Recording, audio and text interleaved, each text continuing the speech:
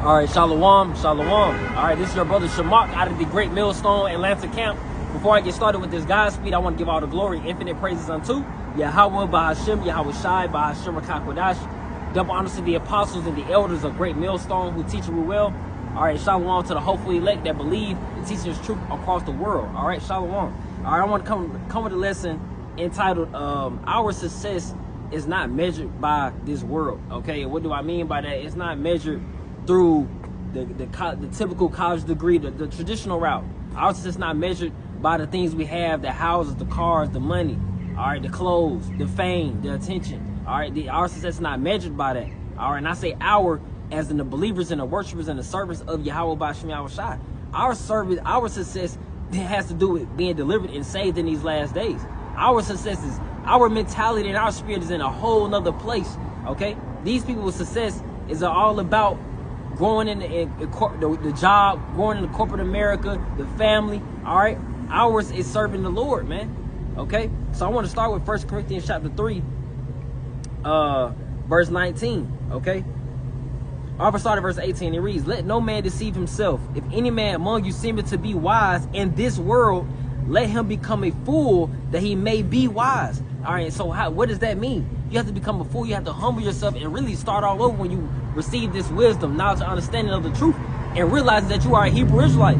For you Negroes, Latinos, Native Americans out there, it's like you started life all over again. You became a fool to be wise, to actually learn the truth about the history, our identity, the future, and the prophecies. You learn everything, man, through the Holy Scriptures, through the Bible. Verse 19, it says, or it reads, "For the wisdom of this world is foolishness with the Most High. For it is written, He taketh the wise in their own craftiness." All right, yeah, the wisdom of this world is foolishness with the Lord.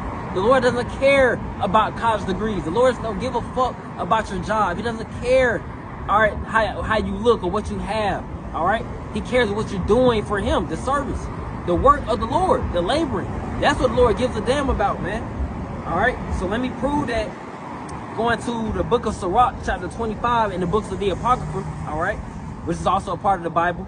This is the book of Sirach, also known as the book of Ecclesiasticus, chapter 25, and I'm gonna start at verse 8. I started verse 7. I'm gonna try to read this quickly. Sirach chapter 25, verse 7, and it reads, "I will tell you about 10 kinds of people that I feel fortunate to know." So this is the Lord. This is the Lord's scriptures, man. These are men of the Lord. They were inspired to write these things down for us to understand in these last days, man, for us to take heed and listen to. All right. It says, "I will tell you about 10 kinds of people that I feel fortunate to know, especially the fortune in the case of the 10th." So that 10th part, when in this list, number 10 is the most important. All right. But continuing, it says, "Someone who takes pride in his children." These are good things. These things come naturally. All right. That's why the men of the Lord, we are good people, man. We're the most genuine, sincere people on the earth, man. Even if our message may sound extreme, aggressive, but truly that's passion, that's faith, that's confidence, all right? That's boldness. But continuing, it says, "Someone who lives to see his enemies fall," and we do have enemies, starting with Esau, Edom, the so-called white man's true identity, and along with these heathen nations that are against us, all right, that have conspired against us. Continuing on, verse 8, "A man fortunate enough to have an understanding wife, a married couple who are well matched, a person who never speaks sinfully, a person who doesn't have to work for someone less competent than himself, someone fortunate enough to have a real friend, a person that people are happy to listen to, and the really great one, someone who is wise. But the greatest one of all is the person who fears the Lord. Such a person," verse 11, "such a person has no equal, because the fear of the Lord is the most important thing in the world." You see that? The fear of the Lord is the most important thing in the world, man. So all the celebrities, the people, everyone who idolizes people in the world, who they look up to, the Lord, He cares about the fear and the faith in Him. That's what the most important thing is, man. All right, so we're going off what the Lord is with, not what the world is with. Everybody else in this world has things upside down, man. Our success is determined off the Yahweh B'Shem Yahweh Shai coming for that judgment seat. That's what we give a damn about. All right, so I'll read that verse one more time, because that's truly, I was going to grab 3 scriptures, but I'm good with this one. I'm going to read Sirach chapter 25, verse 10 and 11 one more time, and it reads, "And the really great was someone who is wise." And we understand what the scriptures say, Psalms 111, verse 10. The fear is the beginning of wisdom. Fearing the Lord, that's a wise thing to do. That's very, very smart of you to do the work of the Lord, to believe, have faith, all right? Be taught correctly, okay? Instructed correctly by the prophets, the men of the Lord.